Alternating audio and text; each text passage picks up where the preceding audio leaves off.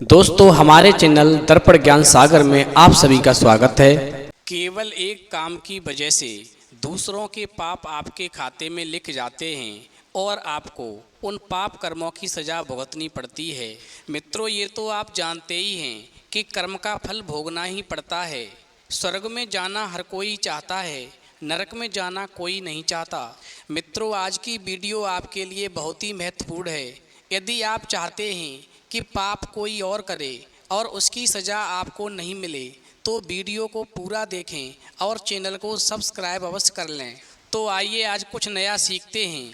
मित्रों, एक बार भगवान शिव कैलाश पर्वत पर बैठे हुए थे तो माता पार्वती भगवान शिव के पास जाती हैं और कहती हैं, हे प्राणनाथ, मेरा एक प्रश्न है, आप मेरी समस्या का समाधान करने की कृपा करें। मैं ये जानना चाहती हूँ कि मैं मृतलोक में देखती हूँ कि पाप कोई और करता है और उसकी सज़ा कोई और भोगता है, ऐसा क्यों होता है। अब तो माता पार्वती की बात को सुनकर के भगवान शिव कहने लगे, हे प्रिय, मैं तुम्हें एक छोटी सी कहानी सुनाता हूँ। इस कहानी को पूरा और ध्यान से सुनना, फिर तुम्हारी समझ में सब आ जाएगा कि पाप कोई और करता है और उसका फल दूसरों को भोगना क्यों पड़ता है। भगवान शिव कहते हैं, हे प्रिय, बहुत समय पहले की बात है। एक राजा ने ब्राह्मणों को भोज करने का दावत दिया। भोजन महल के बगीचे में पक रहा था। उसी समय पर एक चील अपने पंजों में सांप को दबाए वहाँ से उड़ रहा था। सांप ने अपनी आत्मरक्षा में चील को मारने के लिए अपने फन से जहर निकाला। उधर सांप के द्वारा निकाले जहर की कुछ बूंदें बगीचे में पक रहे खाने में गिर गईं और इस बात की जानकारी किसी को नहीं हुई और इस प्रकार वो खाना जहरीला हो गया और खाना पक कर के तैयार भी हो गया। अब उस जहरीले खाने को खाकर के ब्राह्मणों की मौत हो गई। अब राजा को इस बात का पता चला तो उसे बहुत ही दुख हुआ। राजा ब्रह्म हत्या के लिए खुद को जिम्मेदार समझने लगा। अब उधर यमराज जो थे, उनके यहाँ पर असमंजस की स्थिति पैदा हो गई कि ब्रह्म हत्या का दोष किसे दिया जाए, इस पाप कर्म का फल किसके खाते में जाना चाहिए।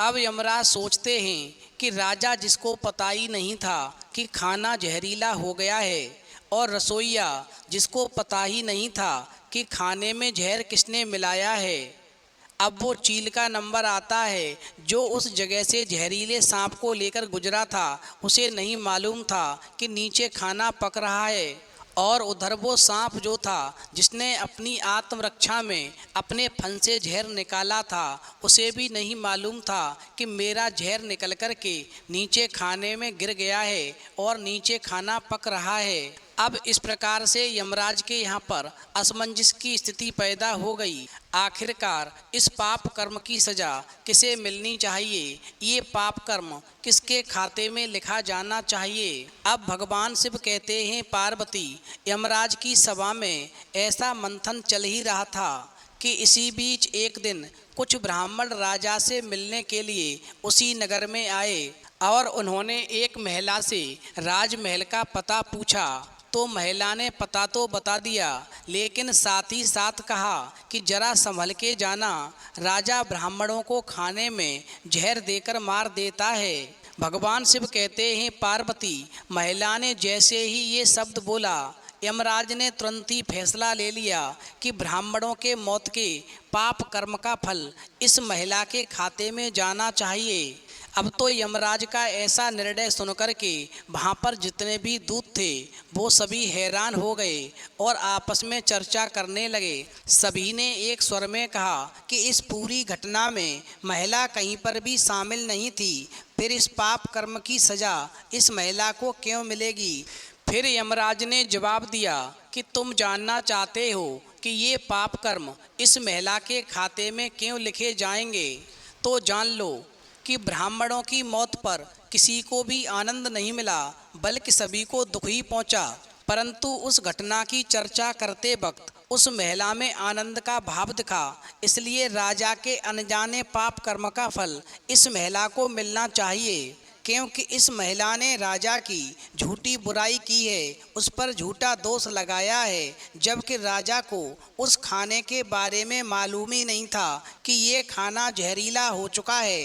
फिर भी इस महिला ने ब्राह्मणों को राजा के बारे में बताया और बहुत ही आनंद भाव से बताया कि राजा ब्राह्मणों को खाने में जहर देकर के मार देता है। उसके अंदर एक अनोखा भाव उत्पन्न था, यानी आनंद का भाव उत्पन्न था। इसलिए राजा के अनजाने पाप कर्म का फल इसी महिला के खाते में लिखा जाएगा। मित्रों, इस प्रकार माता पार्वती कहने लगीं, प्रभु मैं समझ गई कि कभी भी इंसान को किसी की बुराई नहीं करनी चाहिए। यदि आप किसी की बुराई करेंगे तो उसके पाप कर्मों का फल आपको भोगना पड़ेगा, यानी उसके पाप कर्म आपके खाते में लिखे जाएंगे। तो मित्रों, इस प्रसंग से ये शिक्षा मिलती है कि कभी भी हमें दूसरों की बुराई नहीं करनी चाहिए, दूसरों की बुराई करने से बचना चाहिए, वरना किसी और के पाप कर्मों के फल आपके खाते में निश्चित जुड़ जाते हैं। तो यदि आपको ये जानकारी पसंद आई हो तो प्लीज़ आप कमेंट बॉक्स में लिख करके अवश्य बताएं और चैनल को सब्सक्राइब अवश्य करें।